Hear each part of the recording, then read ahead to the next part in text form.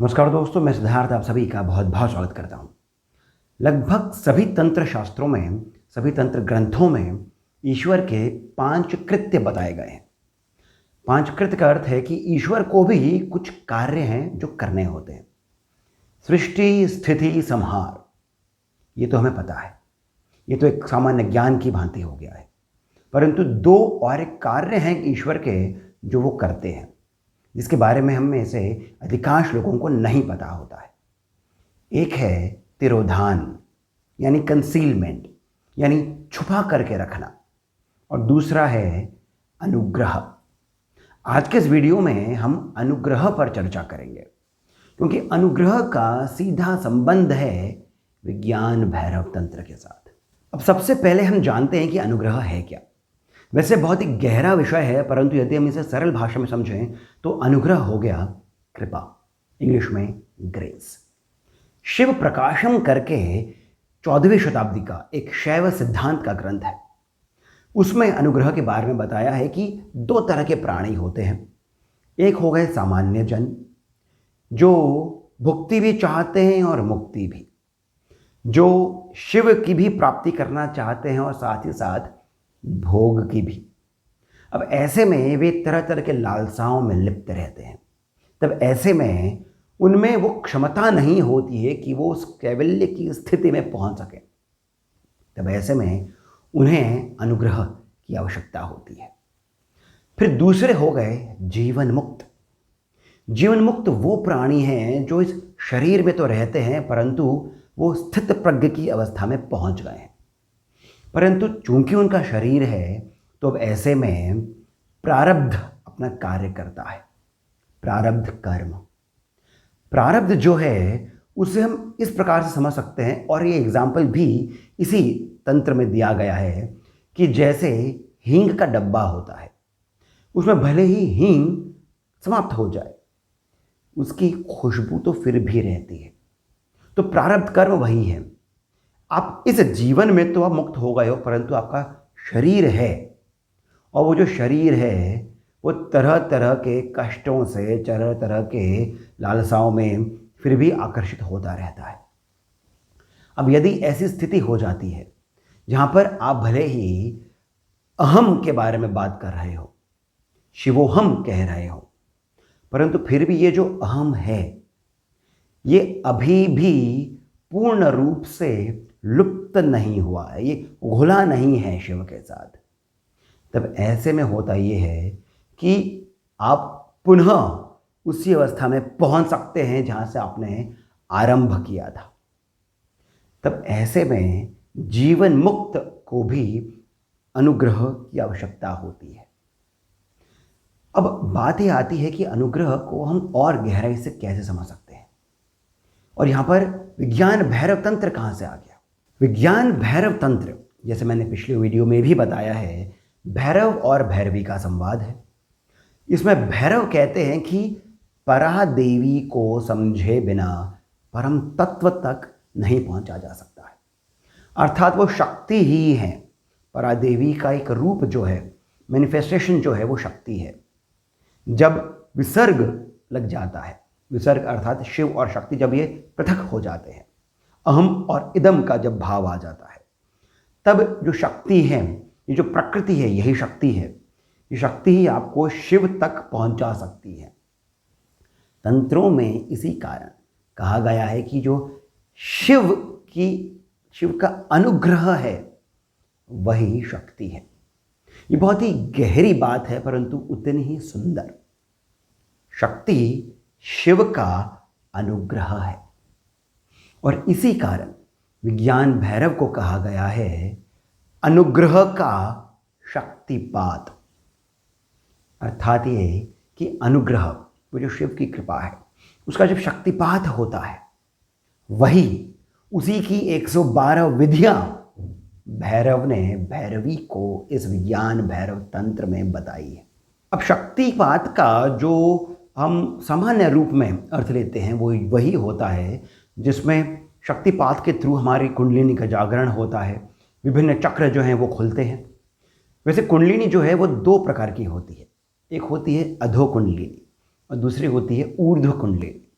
अधो कुंडलिनी अर्थात जो ऊपर से नीचे की ओर बहती है, जो हमारे विभिन्न चक्रों के साथ में हमारे भावों के साथ जुड़ी होती है। जब हमें डर लगता है तो हमारा जो हृदय है वो ज़ोर से धड़कता है। यहाँ पर अनाहत चक्र है। जब हम अनाहत चक्र पर कार्य करते हैं तब हम डर पर विजय प्राप्त करते हैं। जब हम जलन की अनुभूति करते हैं तब हमारा पेट गड़बड़ हो जाता है, वो है मणिपुर चक्र। उसके थ्रू हम जलन पर, जेलेसी पर कंट्रोल करते हैं। परंतु ये अभी भी अधो कुंडलिनी हो जाती है। जब शक्तिपात होता है तो ऊर्ध्व कुंडलिनी अर्थात कुंडलिनी जो है वो फिर एक प्रक्रिया के थ्रू नीचे से ऊपर की ओर बहती है। तब विभिन्न चक्र जो हैं वो परमानेंटली खुलते रहते हैं। ये हम शक्तिपात का सामान्य रूप में अर्थ समझते हैं, परंतु शक्तिपात जो है वो इतनी सरल प्रक्रिया नहीं है। चिद गगन चंद्रिका ऐसा एक और कश्मीर शैविज्म में शैव सिद्धांत ग्रंथ आता है। इसमें 7 प्रकार के शक्तिपात की बात करी गई है।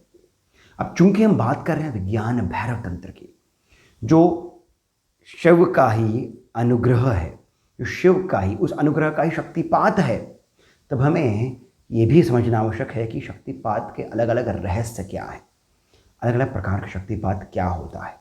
तो आइए शक्तिपात को थोड़ा सा और गहराई में हम समझते हैं। चिद गगन चंद्रिका में शक्तिपात को 3 अलग अलग माप में रखा गया है, अर्थात 3 अलग अलग मेजरमेंट्स में, कैपेसिटी के हिसाब से। एक है तीव्र, फिर एक है मध्य और तीसरा है मंद। तीव्र और मध्य को 3 अलग अलग कैपेसिटीज के हिसाब से रखा गया है। तो सबसे पहला है तीव्र शक्तिपात। इसमें जो साधक की बॉडी होती है वो इस तीव्र शक्तिपात को झेल नहीं पाती है। यानी वो साधक जिसने वर्षों तक साधना करी होती है, अपने बॉडी को उसने इतना कैपेबल बनाया होता है, परंतु फिर भी वो इस शक्तिपात को, वो इतनी प्रबल होती है कि उसको वो झेल नहीं पाता है। उस बॉडी को छोड़ देता है और फिर जो उसकी आत्मा है वो शिव में लीन हो जाती है। ये तीव्र शक्तिपात है। फिर दूसरा है तीव्र मध्य शक्तिपात। अब इसमें भी कैवल्य की प्राप्ति होती है, परंतु इसकी जो कैपेसिटी होती है, ये जो शक्तिपात होता है वो इतनी नहीं होती है। तो आप शरीर के साथ में इस धरती पर रहते हैं, शायद किसी कार्य को पूर्ण करने के लिए, वो जो ईश्वरीय कार्य होता है, जो भी कारण है, परंतु ये शक्तिपात आप सहन कर पाते हैं और उस स्थिति में भी पहुंच जाते हैं। ये है तीव्र मध्य शक्तिपात। अब यहीं पर ही हमें एक बहुत ही महत्वपूर्ण बात समझनी होगी, ध्यान से सुनिएगा। कई साधक होते हैं जो गुरु की प्रतीक्षा करते रहते हैं, यानी उन्हें लगता है कि ठीक है, वो जो भी छोटा मोटा अपने हिसाब से कर लेते हैं, परंतु वो बड़ी साधनाओं को नहीं करना चाहते हैं, बड़ी क्रियाओं को नहीं करना चाहते हैं, क्योंकि उन्हें लगता है कि ये बिना गुरु के नहीं करना चाहिए, या फिर यदि वो बिना गुरु के करेंगे तो कहीं उसका उल्टा असर न पड़ जाए, या फिर क्या पता वो आगे कहीं पर बढ़ नहीं पाए। इसी कारण वो आजीवन गुरु की प्रतीक्षा करते रहते हैं। परंतु यहाँ पर इस तंत्र में, ये जो चिद गगन चंद्रिका तंत्र है, इसमें ये साफ साफ बताया है कि ये जो दोनों शक्तिपात हैं, यानी जो शिव का अनुग्रह है, ये बिना गुरु के ही हो जाता है। अर्थात आपको गुरु की आवश्यकता नहीं होती है। बहुत ही महत्वपूर्ण बात है। यानी ये कि आप अपने आप को कमतर मत मानिए, आप अपने आप को कम करके मत आंकिए कि जब तक गुरु नहीं आएंगे तब तक क्या होगा। गुरु को भी शिव ही भेजेंगे, और यदि शिव ने ये तय कर रखा है कि वे स्वयं आपको लेकर के जाएंगे, तो आपको भी शिव का वो अनुग्रह इसी प्रकार प्राप्त हो सकता है जैसे तीव्र शक्तिपात में होता है या फिर तीव्र मध्य शक्तिपात में होता है। अब जो तीसरे प्रकार का शक्तिपात है वो है तीव्र मंद शक्तिपात। ये शक्तिपात होने के बाद व्यक्ति गुरु की इच्छा रखता है, परंतु गुरु से दीक्षा की उसे आवश्यकता नहीं होती है। अर्थात गुरु की प्रेजेंस, गुरु का टच, गुरु का आपके सपने में आना, गुरु का आपको केवल देख लेना ही आपको उस स्थिति में पहुंचा देता है। यह है तीव्र मंद शक्तिपात। अब यहाँ पर दूसरी कैपेसिटी यानी मध्य शक्तिपात की बात हो रही है। मध्य तीव्र शक्तिपात क्या होता है? यहाँ पर आपको गुरु की आवश्यकता होती है, आपको गुरु से दीक्षा भी मिलती है। आप उस स्थिति में किंतु केवल मृत्यु के उपरांत ही पहुंच सकते हैं।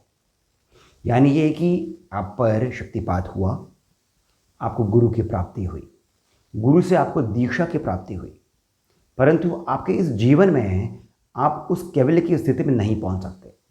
ये तभी होता है जब आपकी मृत्यु हो जाती है, समय के साथ आपकी मृत्यु हो जाती है और फिर बाद में आपकी आत्मा शिव में लीन होती है। अब पांचवा शक्तिपात जो है वो है मध्य मध्य शक्तिपात। यहाँ पर शक्तिपात होता है, आपको गुरु की आवश्यकता होती है, आपको दीक्षा भी मिलती है, परंतु साथ ही साथ आपको भुक्ति भी चाहिए, अर्थात आपको इस जीवन का रस भी प्राप्त करना होता है। तब ऐसे में क्या होता है कि आपकी मृत्यु हो जाती है, फिर आप सीधा शिव तक नहीं पहुंचते, आप पहले स्वर्ग में जाते हैं। स्वर्ग में आप उन सभी इच्छाओं की पूर्ति करते हैं जो आपको इस जीवन में प्राप्त करनी होती थी। अब जब आप स्वर्ग में उन सभी भोगों को आप जब प्राप्त कर लेते हैं, तब आपके गुरु आपको उस स्थिति में पहुंचा देते हैं। ये हो गया है मध्य मध्य शक्तिपात। अब आता है मध्य मंद शक्तिपात। यहाँ पर आपको ईश्वर की सत्ता का भान है, आपको ईश्वर की प्राप्ति भी करनी है, परंतु फिर भी शिव पीछे रह जाते हैं और भुक्ति जो है, भोग जो है, भोग की लालसा जो है वो अधिक होती है।